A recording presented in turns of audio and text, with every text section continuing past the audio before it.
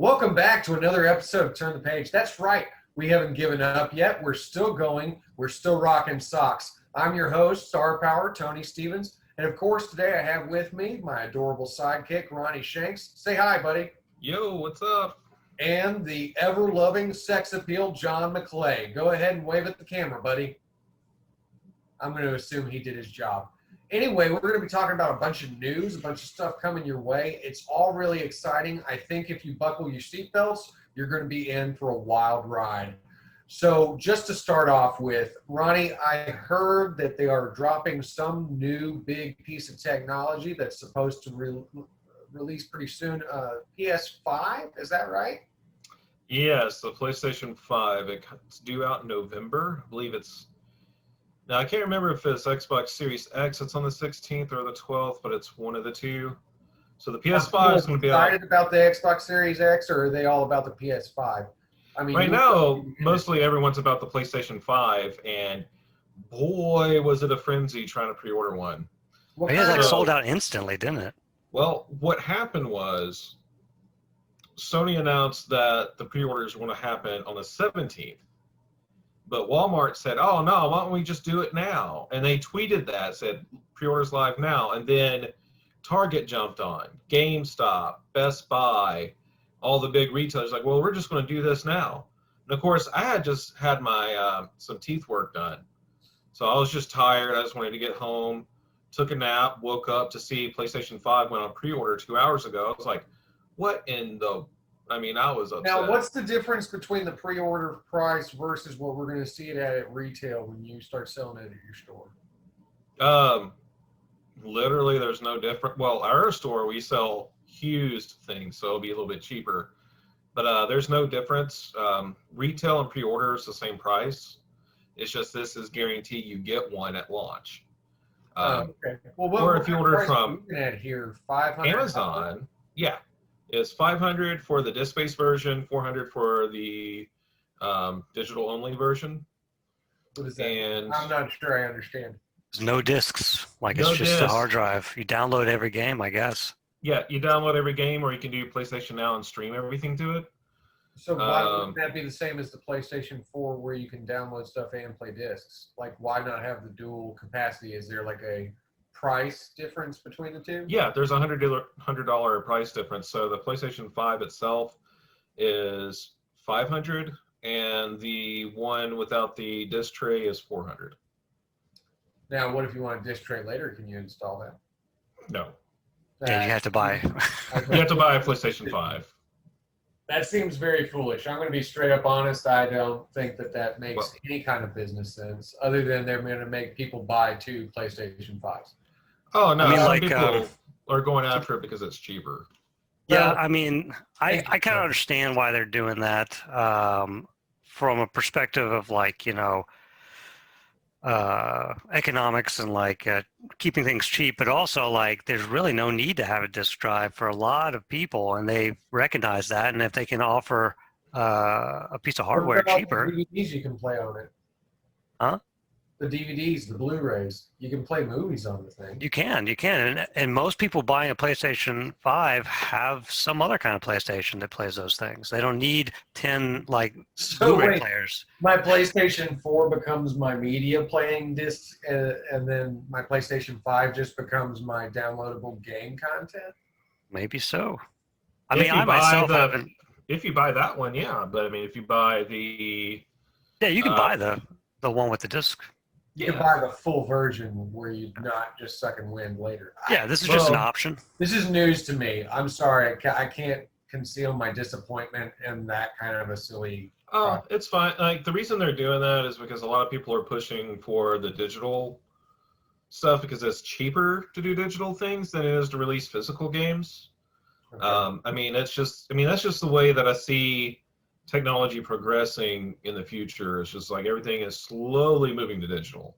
Well, you know what? I've seen a car drive itself this week, so I'm really not surprised by much. But, there you go. It's the same as the Xbox. You have the Series S at $300 and the Series X at $500.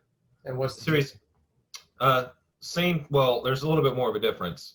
So the Series S is less powerful and digital only, and the Series X is like everything. So, but Sony, That's why I don't understand. Like, why would someone make a console and then make another console less powerful and then present them together? You know, I Because understand it's having one without a choice. disc, but It's the illusion of choice. I I mean, don't the want only thing I you can think of is decide one is between capable of PlayStation 4K and one's I want you 1080p. to And decide between Xbox X and Xbox S. It's the illusion of choice. That's got to be all it is. Anyway, I can't. No, my brain's going to explode if we keep talking about these kinds of. but I'm excited. I got my pre-order in. Well, I'm happy you got yours solidified, sir. That is something I know you're looking forward to. I'll wait until it gets sold to a retail store and I can go buy it used. Now, in other news, though, the Marvel Cinematic Universe has some pretty big news going on. Oh, do Now, tell. to begin with, let's go ahead and say to the Black Panther, to the actor, Chadwick that passed away. We condolences to his family, to his fans, and to his friends. He will be missed. He was a great Black Panther. Now, they have gone through a recasting choice, but it's not recasting necessarily in the part of T'Challa, but recasting as in who will wear the Black Panther suit. Now, I think it's a very solid choice. Yeah, definitely. But they have chosen that Shuri, the sister of the Black Panther, will take over the mantle. Much better than recasting, much better than anything else I can think of. It's also solid in the comic books as a mainstay storyline. So I think it's a great choice. But what do you think about that, McClay? I think it's a decent choice. It's the same in the comics, and she's like the natural successor. She's very well liked, the character and the actress. Right. It's I mean, what else are you gonna do? There's really no other option. It's a no-brainer, as they say. Yeah. Well, did you read the other crazy insight into that, though? What's that? I read another article about it. Apparently, they had already planned this because Chadwick Boseman wouldn't sign a multi-picture deal. He might have done that on the knowledge because he had already been hiding the fact that he was going to treatment. And it might have been him knowing that. And he didn't want to put them in that position. Right. Yeah, and they had already decided before that even happened to have Shuri become Black Panther. That's solid. I just think that's everything to do. The Black Panther series obviously can't stop. It means a lot to a lot of people. Yes. And I think definitely within the Black community, they appreciate it on far more layers than maybe even I can understand. Yeah, definitely. So I think that needs to be something that they maintain their constant vigilance over at Marvel and ensure that it brings forth all the necessary qualities that it needs to have for its not only commercial success, but just for its historical meaning as well. But in other Marvel news, we also have a casting choice that's been released, and that's for an actual digital series. Am I correct on that, Ronnie? Yes, you are. And what's that coming up? She-Hulk. That's a new series coming out. It's the lady that played. Can you help me with the name? Do you remember the name? I'd have to pronounce my phone real quick. John McClay or technical difficulties can also help on that one. Technical difficulties. I thought she was. She looked like a pretty lady, and I know she's in stuff. Tatiana Maslany, I think. I don't know how to pronounce your name. I am so sorry. Maslana. She's really pretty. She played the main character in Orphan Black, which she played 13 different versions of herself. Wow. So, yeah, that's one of my wife, Casey, that's one of her favorite series. Okay. So I get to start watching that soon. And now we can see her, and that's the big question. I know McClay asked me earlier offset, He said he was wondering if we were going to have two actresses come out, or if she was going to be buffing up, or if we're going to have CGI. How do you feel about all these choices, McClay? Oh, I don't know what they're going to choose, but I know what I kind of want to see, and Painted people. I don't want to see two actresses like a buff one, like with the old school like Hulk show. Yeah. What I want, Rigno? yeah, Lou Ferrigno. I love Lou Ferrigno, but I don't want like a female Lou Ferrigno equivalent coming in and acting as the Hulk. But yeah. I would like it if the actress from the photos I saw, she doesn't look like she has a lot of muscle tone, but I could be mistaken. Maybe she's working out. Maybe those are old photos. But I would like to see just a green lady that was bigger, and then maybe like as she got angry or like did some stuff, maybe throw some CG on top of that. But I kind of want to keep it closer to Earth. I don't want these. For some reason, I feel like She-Hulk is more of a down to earth story. The cinematic version of the Hulk that they've portrayed to us in the most recent universe, don't you think that he's a little bit more of an earthbound Hulk to begin with? Yeah. He is more of an earthbound Hulk, and that vibe that they gave, I think, would work great for a She-Hulk. I'll agree. So she could be all CG, like you suggested. Like I think I would be really impressed if they did that, a full CG character carrying the show. I just don't. I don't. Oh, I think she'll switch back and forth between her lawyer persona. Oh yeah. And then actually being. Now the real question would be: do you have the actual Hulk show up on her show to preface the fact that she becomes She-Hulk through? I'm assuming that they're going to stick with the actual comic book storyline that she got a blood transfusion. Yeah. Do you think that this is going to be an origin story, or do you think they're just going to pick right up, like Maybe there's already a She-Hulk later on, like the Netflix Defender series did? Like they're not giving us an exact origin, but they're just telling us these people exist, and then going through a few episodes of backtales. Yeah.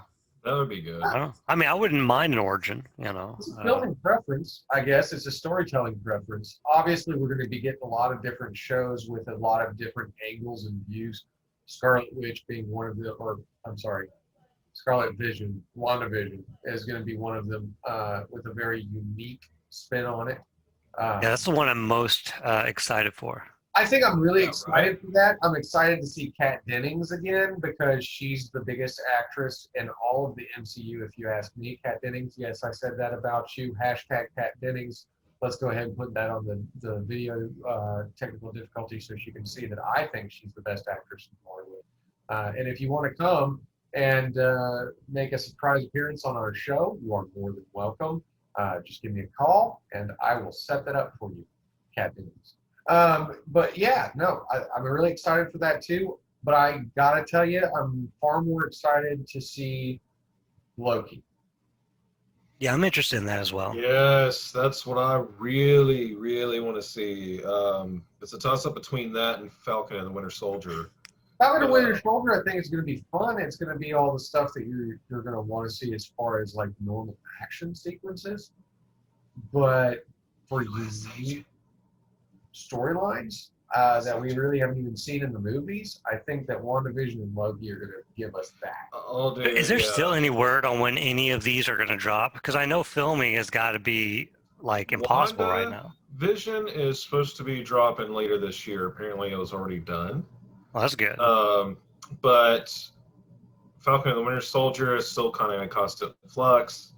We don't know if it's going to drop. They were already doing pre-season stuff with them, so a lot of it's just got to be finalizing the product, I would believe. And with everything calming down to the degree it has, I would assume that they'd get back on track and maybe fast-pace some of their productivity. Because when they promised us that they were going to take a break from the MCU for a little while, I did not know that that meant that they were aware that there was going to be a virus released upon the Earth and they would have to. So that was a good call on your part, Disney, and your psychic. It's suspicious, is what it is. It is a little suspicious, but they just launched a at-home television service.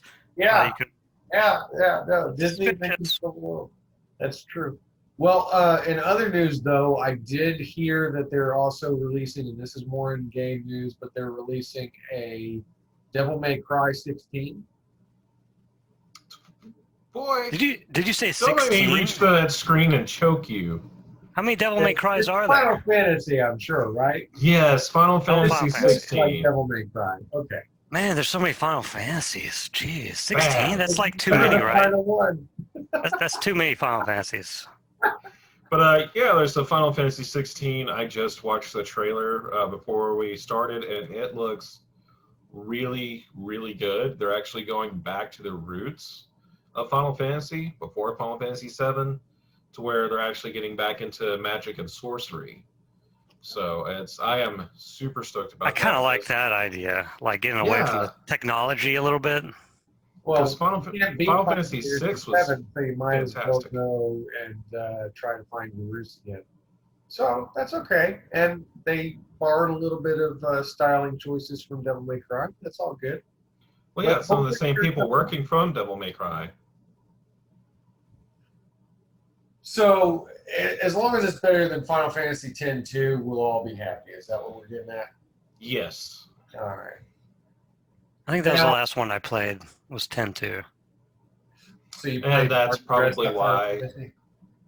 What? I did not beat it. I beat Final Fantasy X. I really enjoyed that.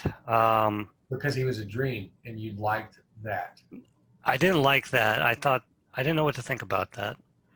But I never played 7. I mean, I played it vicariously through friends. I was really big into tactics Just play the Uh, remake. of 7. Yeah, just play the remake. I mean, I don't have to do what you say. You're your old man, Ghostman McClay. You do what you want to do. And speaking of what you want to do, isn't there also some sort of new VR headset system that's coming out? There is pre-orders. I believe are still available. This is a successor to the Quest line. If you don't know what that is, as a standalone VR headset, as in it does not require a PC. It's completely wireless. It's all self-contained. If you want to get into VR, it's really the quickest, easiest way, and cheapest too. The new headset, the Quest 2. Oh yeah, it is actually. Well, depending on like what kind of accessories you want to add onto it. Like I myself am going to add like an extra head strap to it because the one it ships with is not adequate for me. But this is it starts at $299, and there is a higher price version at $399 for like the $299 one's 64 gigs, and then the $399 one's like 256. So it's kind of like a phone, really. You pay more to get more RAM, or not RAM, hard drive space. Okay. But like this Quest is like a significant upgrade over the old one. It'll run the same software, but its screen is like a quasi 4K. It's pushing 4K resolution, so much better than the Quest. It's got a state-of-the-art processor in it compared to the Quest, which is Snapdragon 835, which is what's in my phone. It's 3 years old. But the new one has a XR. That wasn't even in service. Yeah. No, I'm really impressed with what the team has been able to like pull out of that processor, and like I'm really excited to see what they pull out of a state-of-the-art processor. And it's got a higher refresh rate, good entry-level price. There is one caveat that might be a deal breaker for some people, and that is it requires a Facebook account. Like if you want to use it, the young kids don't like to have Facebook accounts now. Well, it's something only for us old people. Well, not as much anymore. Like you can have like I guess chaperoned accounts, because my nieces now message me on their own accounts, but I get like a thing from my sister. So like there's a weird way of doing it for kids, that's Messenger Kids, and I do that for my daughter, but that's more like little kids trying to be like their parents until they become 22, and they think it's passé to have Facebook. So you're not going to have a whole lot of young adults playing this system if they have to sign up for Facebook. Well, It's just like a sign up. You don't actually have to use Facebook. You just, have to instead of allow signing up for access. like your Oculus account, the Oculus account is now a Facebook account. It's just integrating. Facebook is like totally integrating into the whole system. So They own basically, Oculus. Zuckerberg paid for some of this, and he wants a piece. Well, he owns the company Oculus. He bought it for about $4 billion a few years ago, and it's always been a Facebook company. Like if it wasn't for Facebook, VR would not have the legs that it has now. And they've been a real driver of the technology in general. And they must be taking a loss on these headsets. Like it is subsidized by the information that they're gathering from the users, just like Facebook, because they're losing money every time they sell one of these, I'm sure. Then just call me Lieutenant Dan because I ain't got no legs. I don't know how I feel about all this. I'll lend you my old one, and we can play golf sometime. Well, that is the only way I'm playing golf because putting calluses on these beautiful hands just isn't happening. But actually, soon we'll be back here. I want to go ahead and cut us to a commercial break, but we're going to come right back. We're going to have a special guest star. That's right, Scott Hibbard, the man himself, is coming to join us to talk about House of X, Powers of 10. If you want to hear more about this and you're not worried about spoilers, then go ahead and come back because my entire crew has been working tirelessly to read this series by Jonathan Hickman, and we're going to tell you exactly how we feel about it and where we think it's going. Until then, enjoy this commercial break, and we'll be missing you. That's not true. I know what else you want from me. You want all the gossip about all the newest stuff, and we're going to talk about it just for you. So put on your safety belts. That's right. It's in your seat. Seat belts on. Sassy Mr. Sinister is going to talk to you about everything from video games to hot topics to who wants a new t-shirt? We can get it in different colors. You want a classic t-shirt? You want a soft t-shirt? We've got all these things just for you. Check out Turn the Page. Check out Saturday Night Gaming and all of its subsequential websites. We'll put a link for it. Yeah, we'll just make a little word thing that you can click on, and it'll take you to a website, and you can order stuff from us, and that's how you're going to enjoy yourself and fulfill that hole, that big void in your life where, you know, maybe somebody didn't love you, but we will. We'll love you right here, and we'll talk to you every 2 weeks about your favorite topics.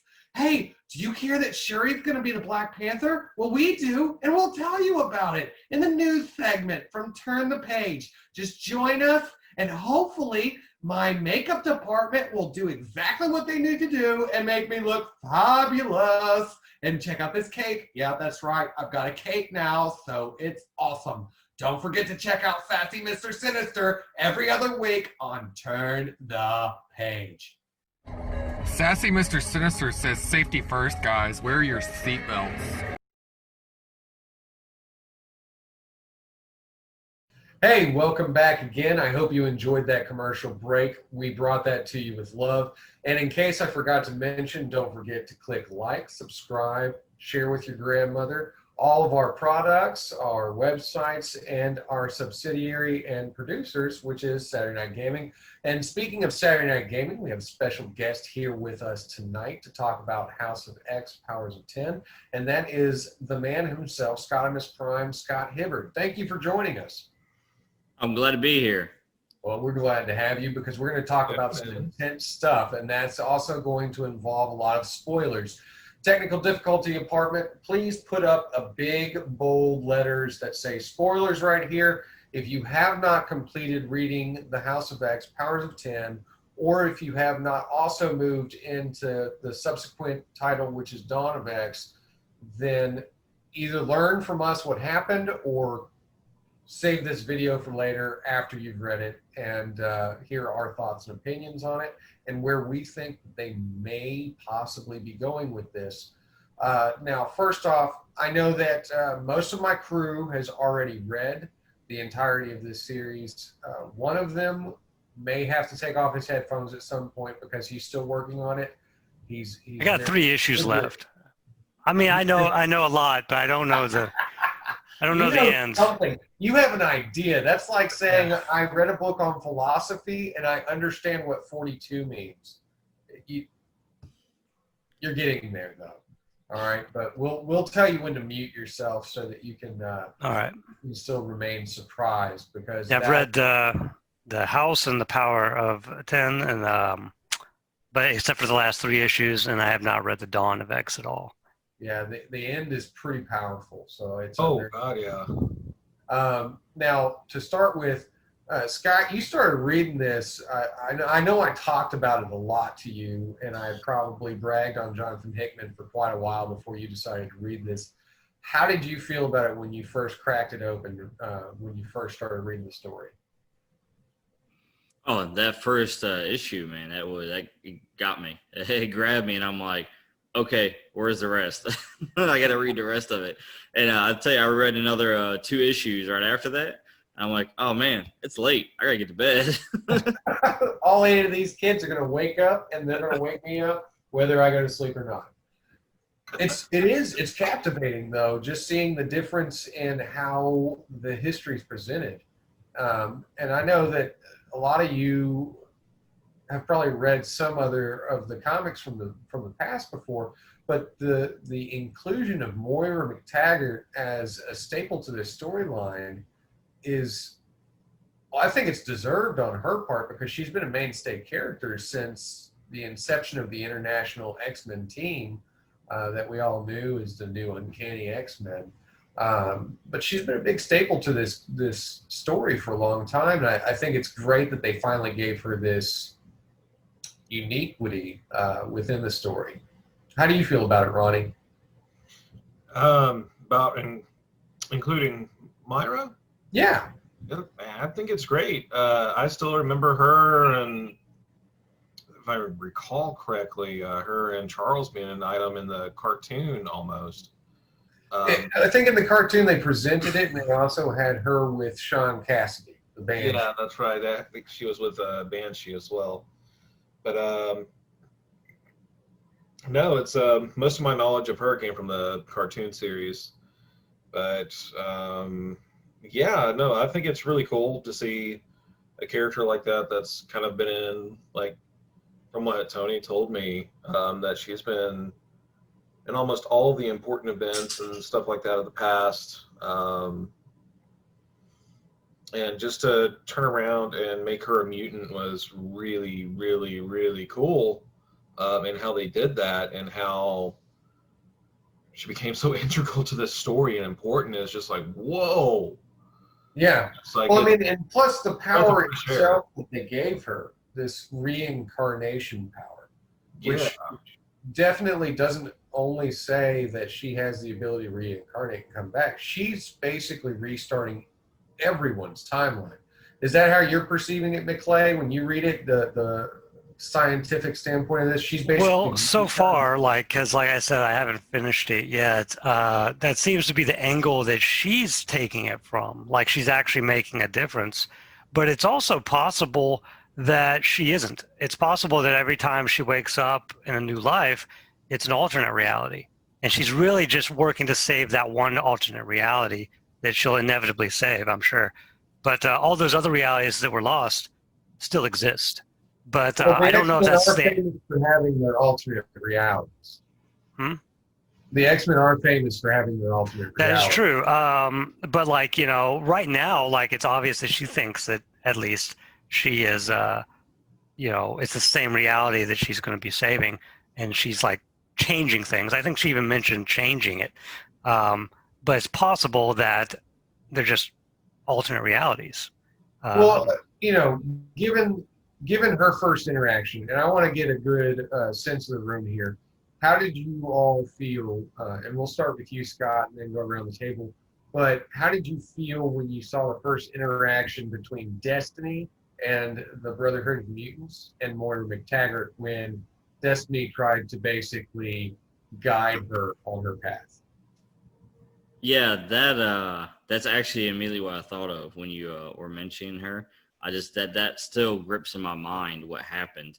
Yeah. With the Destiny is like, there's something different about you. I can't read you like I can the others. Why is that? Blank. Yeah. And then it was just that the whole kind of going back and forth was pretty neat. And especially when finally she's like, now I'm about to set you back on your path. And then boom. Yeah. in a very harsh way. Yeah, very much. And I'm like, man, that's brutal. You know? Yeah, I really liked her threat and how real it was. Like, I'll here's only be Mora. able to see the future. Yeah. I'll blame you. Yes. Like, I'll stop you every time. Like, there's no point in you pursuing this avenue, you know. Well, it really that's a great thing too. That now that you mention it, it's a great way to reestablish Irene Adler, the character known as Destiny, back as a very powerful asset within the X-Men universe, because she was a big part in the 80s with the Mystique-led Brotherhood. She was also a big part of the Age of Apocalypse storyline, which most of us would probably remember from the 1990s as one of the biggest events of the 90s. But before I get carried away with too much X-Men knowledge, Ronnie, how did you feel about that really brutal encounter between the Brotherhood and Mortimer McTaggart? Man, okay, I thought that was just like, whoa. I didn't realize Destiny was that brutal. I was just like, yikes. I thought it was really good. Traumatizing for the character, definitely. I mean, Right. if someone did that to me, I'd be like, yeah, maybe I should do what I'm supposed to do because I don't want this to happen again. And I mean, it's. I think it was fascinating to see subsequently after that how she attached herself to each of the very influential mutant characters in the universe, and kind of saw those things through to fruition, and showed, at least within the first books, to our understanding, our perception of what the reality she's presenting us, how those ended. So if I go with Charles, this is how it happens. If I go with Magneto, this is how it happens. If I go and join up with Apocalypse, this is going to happen. Now, Scott, I want to get back to you. How did you feel when you saw the X-Men? So for this first little miniseries, when you saw the first mission of the X-Men, okay, so we've got Cyclops, Wolverine, Jean Grey back in her Marvel Girl classic garb, and a few other very essential characters. How did you feel watching that first mission unfold? Try and place my memory here of that first mission. The Master Mold in space. Yes, that's. Oh wait, that was their first mission? Well, that's the first one you. Yeah. Oh yeah. That was fantastic. Yeah, that was. Let's just say surprising. You know, everybody rolled a nat one, and not in a good way. Yeah, I really liked that how the human character in it, because the humans are the enemies of the mutants, of course. But I liked how they humanized the humans, and this guy is desperately trying to save what he thinks of his kind, right?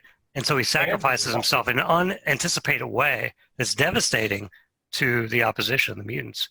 I thought that was really kind of ingenious. I really like it when writers show motive for there's no real villain. Everyone is vying for life, basically. And that's all there is. It's just a bunch of beings trying to survive. Then you make a good point, because not only do they give us this guy who's trying to save this space station that he's on, and not only are they showing us that he's fighting for what he thinks is a cause, but at the same time, the scientist that he's transmitting this information back and forth to before he makes that sacrifice, you find out is his wife. Yeah, and he reminisces about having children. And yeah, it was very humanizing. That was a great part. Jonathan Hickman's a genius. Something else about that too, about that whole scenario, is that they mentioned that this was basically a collection of human agencies throughout the entire world, and they all came together for one cause, which is the core center of humanity. All was united underneath a single banner. If you hatred, put a thread out there big enough, and we will all unite together. Yeah, we had AIM, we had sword, shield, and they even mentioned that they Alpha were Flights was in there. Raced about having some Hydra agents with them. They're like, we even Hammer. took Hydra in. This is so important. Even So- ex-Hammer agents as well. I'm sorry? Even ex-Hammer agents as well. Yeah. So, I mean, it's a big, like Scott said, it makes it into a big deal. This is something bigger than all of our little petty differences.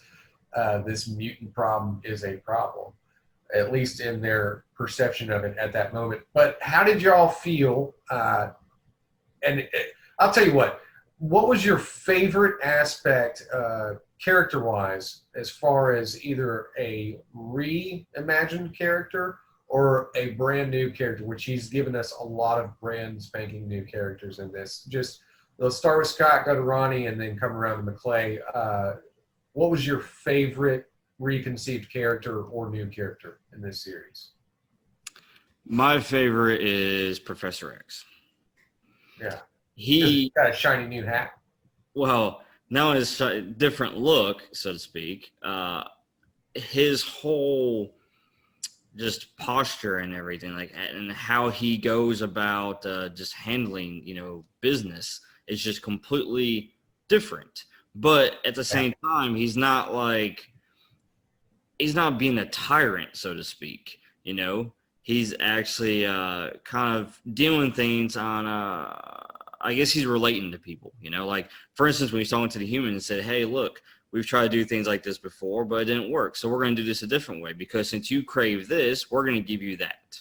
But in return, I'm going to get this. And he's also become a worldwide drug dealer, if you think about it. Yeah, I mean, he's basically appealing to the human interests in a different way.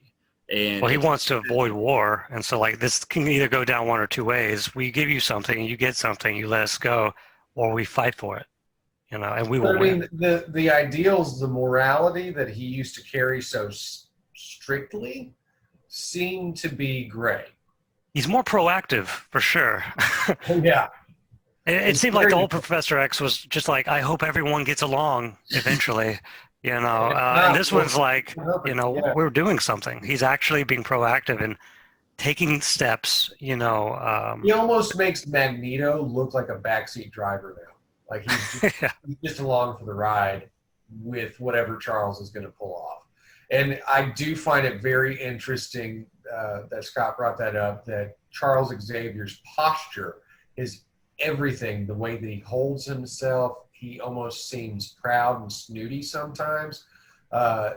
It's very interesting, and I think we're going to find out more about that as we go. But before we get too deep into just Professor X love, Ronnie, what was your favorite character from this series? Okay, so I have two. One only showed up on one page throughout the entire series, and that was Namor. When Charles Xavier tried to recruit Namor, that was like the best thing I've read. He was like, he's like, you should come join us. He's like, come join you? You're just now figuring out that you're better than humans, while I have always known I've been better than everyone else. That was It's just like that whole thing. He was just like, come back at me, or come back to me when you caught up with me. Yeah. Yeah, and I was just like, oh my God, that's Namor in a nutshell, and I love it. No one can touch the man with his eyebrows constantly on fleek. But, Fleek brows. yes, Mr. Fleek brows. But but my favorite character throughout that's important to the series, how they reimagined. Never thought I would ever like Mr. Sinister that much. Oh my Sassy God. sister. Yeah, he's hilarious. He's Awesome. great. which one? Yeah, the one with the cape, obviously, because it's fabulous. Exactly. When he was sitting there talking to Exodus, it was just, oh my God. And Exodus is like, shut up, or I will make you shut up. Something similar to that. I was laughing so But he hard. still has a tone about him in certain scenes where it's like, don't mess with me. I'll still screw your world up. Oh, yeah. Yeah. Sassy Mr. Sinister is definitely great. His gossip columns throughout the Oh, yeah. is very funny. Yeah. And he's giving you a lot of hints to things, so that's great. Yes. But I know you haven't gotten all the way to the end, McClay, but how do you? I have a favorite so far, I guess. Well, like, I have always had an affinity, and I can't really understand why, because she didn't really do anything, and it's more of a McTaggart, and just learning the revelations that come out in this book are fantastic. But getting back to what that encounter with the woman who could see the future, like there was a moment in that, like that I guess like intrinsically I just internalized, but hadn't like said out loud or thought about, and I think the same was true of the character, and it's that resonation, uh, uh, resonating with the character, which was amazing for me, is like when she said that like you think you're immortal, basically. Right. And then I was like, I hadn't thought about that, but yeah, I guess she is. That's pretty cool. It's like, you think that's cool? Like, oh. And then You're wrong. like, well, yeah, you maybe got 10, 11 if you're lucky. And she explained it. Like, she didn't just say, I know that you're only going to live 10 lives, and that was done. But the reason she gave made sense. And I was like, this writer's great. He's very thoughtful. He doesn't just throw something out there. Anything he throws out there, he's got he probably has chosen thought about. Yeah, he's written a book about, like, so like when she gave the explanation, like, your power's a mutant. If they haven't manifested yet, if you haven't hit puberty and you die, you're dead. You don't come back. And so she saw the future where she died as a girl, maybe. Yeah, she's basically saying, I'm going to come kill you before you hit puberty. Yeah, and that is so great. Like it's and I felt that, and I felt that fear for her, and it really explains what happens next, because she flips on a dime, like she is all about this, and then she has that encounter, and then she's all about that, obsessive, and that's the only way to explain why a character would stop being that character and just flip and turn. All their ideals are turned upside down. But it was great. It was a great moment. It was very good. I've got to tell you, I agree with all you guys on your points that you made so far. Personally, I liked some of these future mutants that they presented to us that were amalgamations. The one that was basically Ilyana with Colossus's powers as well was amazing. Those are very driving. But quite honestly, I've got to say, Nimrod was one of the most compelling characters. And I'm not even kidding. I love Nimrod. I love villains like Nimrod. It just appeals to me. I could keep listening to you, or you're dead. You've annoyed me. And look what you made me do. I'm not even. And then he'll like lament, like, "Oh, I shouldn't have killed them. I'm sorry." I'm sorry, but no, really not, because I can't feel anything. Well, he's working on it. He's getting there. Obviously, they're working towards some sort of evolutionary step. I think that. Oh, that stuff is very interesting too. Like, and it's very like, in this time and age we live in, like those are questions we'll have to start asking. How will humanity evolve? And that you'd have to tell me once I go too far into the issues, because to me it's just one cohesive story. But to make that step, I believe that they revealed that earlier on in the miniseries, but to make the step towards a collective unconscious, is that something you'd really want to do? That's a big deal. And in that, I think we can see either the greatest evolutionary step or the loss of freedom. And there are still these individuals that are powerful enough to say, we're still going to fight for freedom and our own right to exist outside of conformity. That's how I took it. I don't know how do you feel about it, Scott? Yes, that's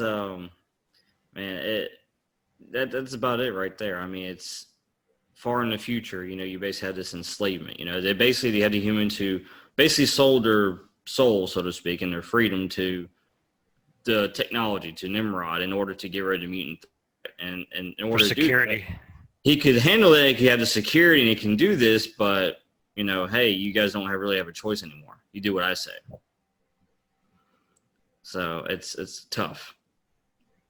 Yeah, and I do like seeing the evolutionary jump from Nimrod Minor to the second stage of Nimrod, where it's just the floating um, AI system. It's no longer in need of this big, bulky, powerful suit, and it doesn't have the same persona to it either. It's a complete jump in evolution.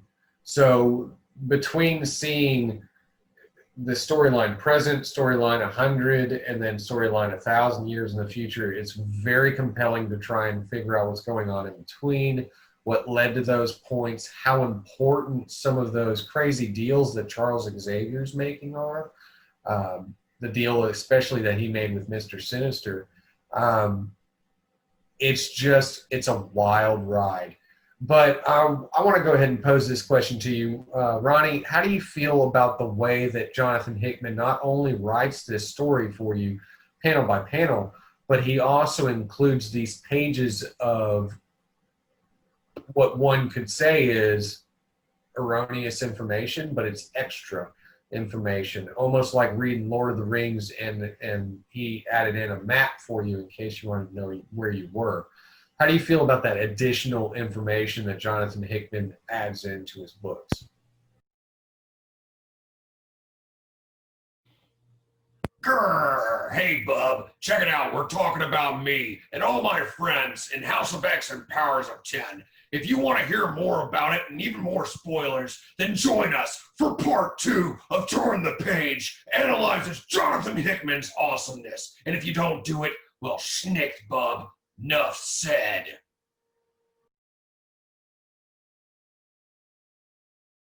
All right, so yeah, I thought it was really cool how he added all the different extra information about like the worlds, the maps, the structure of like how the island was, right? Like all the different points showing like where. Okay, I binge read the series, so everything's just kind of blending together. That'll happen. I've read it about 2 to 3 times now. But yeah, I loved all the extra information, like like the Bar Sinister stuff, or them talking about like what all the symbols meant. I mean, I loved that stuff. I actually went back. It's usually I go like I don't care about extra stuff, but he makes it engaging and interesting. It adds layers to the world, I think, and I knew it was something to expect from Jonathan Hickman because of his run on Avengers. Not only when he did Avengers World, but then when it moved into the Time Runs Out saga, which led into the new world that we lived in for a while. Jonathan Hickman just provides a lot of information that you may not know that you need, but it adds a fleshed out reality that you weren't expecting. It goes beyond just having good artwork or having good writing. It goes into like what kind of Starbucks are they drinking at? He's already thought of that, and he's going to describe it to you. So that's, I think, pretty amazing about him, and he's always 10 steps ahead. But being ahead, that brings up the question of once you broke into Dawn of X, did your concept of what was going to change a little bit? Or do you feel like there's some new part that you're very interested in seeing how that goes? We'll start with Scott. Well, let me start by saying this. That's one of the things I enjoy about this series is that there's a main overarching, this is what we're doing for the mutants. And then you got 6 subplots. So, Yeah. I mean, Apocalypse has his thing going on. He's got his agenda. Sinister has his agenda. Xavier has his agenda. The Hellfire Club has theirs, Kitty Pryde is drunk. all the time. All the time. That's when she fights the best, So that's why I thoroughly enjoy about it. And, I mean, I'd say the one I'm most excited about and seeing it continue is the Excalibur storyline. Me too. That's actually one that I don't want to give away too much, but I know that that's going to be very relevant coming up into the next storyline that he's doing about the Seven Swords and everything. So in essence, what I told you before, that each thing that he's done has to do with what and he's even put it into the story. It's a lot about tarot cards. So even within that, when you first meet Moira's first talking to Charles, and she's talking about being at the fair that day, the festivities, and then seeing the person with the tarot cards. That's been implied and been strongly shown throughout the original overarching story, as you would put it. And then moving into the subplot section, I believe that you're getting more of that there.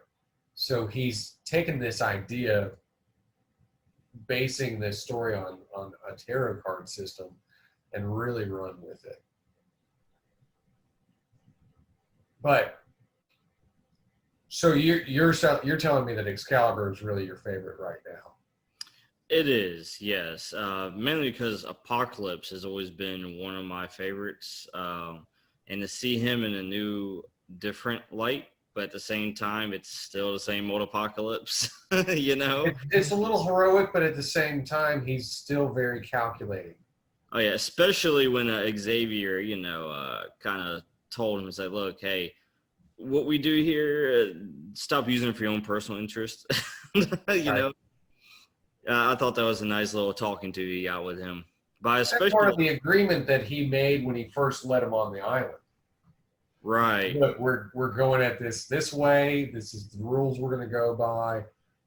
Just seeing the council brought together and how they were broken up into what sections they were broken up was really cool. I mean, you had your classic X-Men sitting over here. You had your random table of Mr. Sin, and Ronnie had already brought this up before, but Mr. Sinister sitting next to Exodus.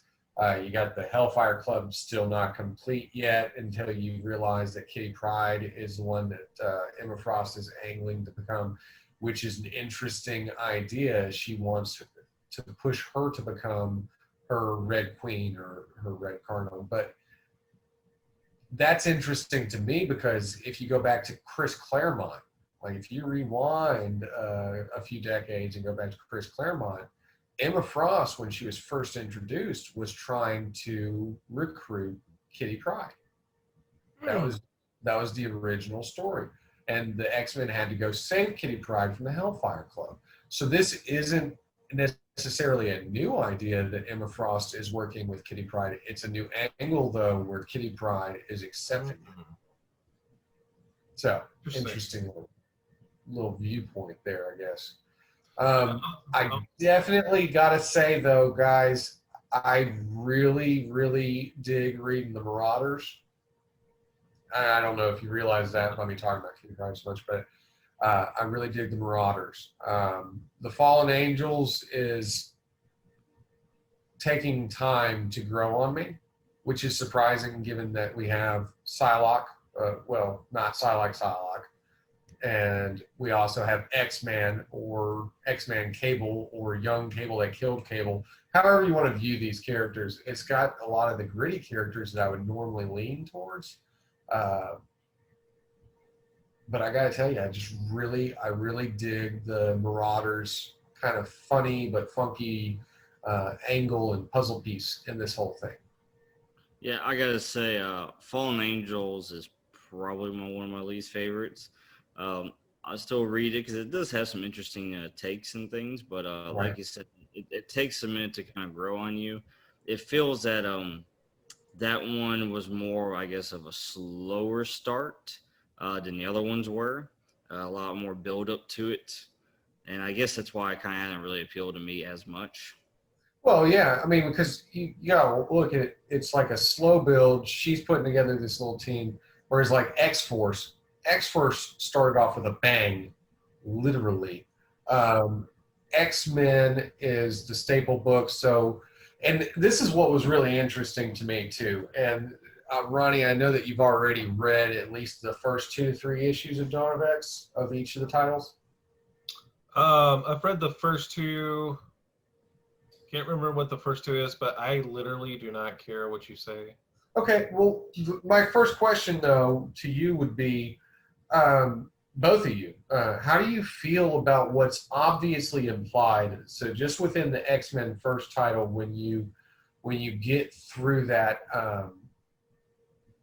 and you realize how Summers has built his area on the blue area of the moon. So where we've always known the Inhumans to be from, now you've got Scott living there, which I have to bring up. Scott, in one sense, in the Inhumans versus X-Men storyline, was killed by Black Bolt, at least by appearances. So isn't it strange how he's living on the Inhumans' old base? That's a one right there, kind of an alpha move that he made.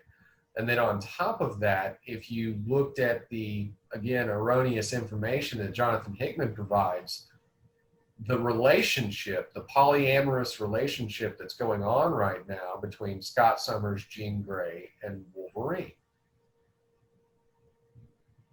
It seems to be open forum at the dinner table.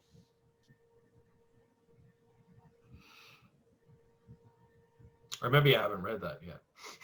Oh. But you might not have picked up on it. I picked up on it. If you look at the format of the house, you've got the kids. Obviously, you know that all the Summers family lives there. Yeah.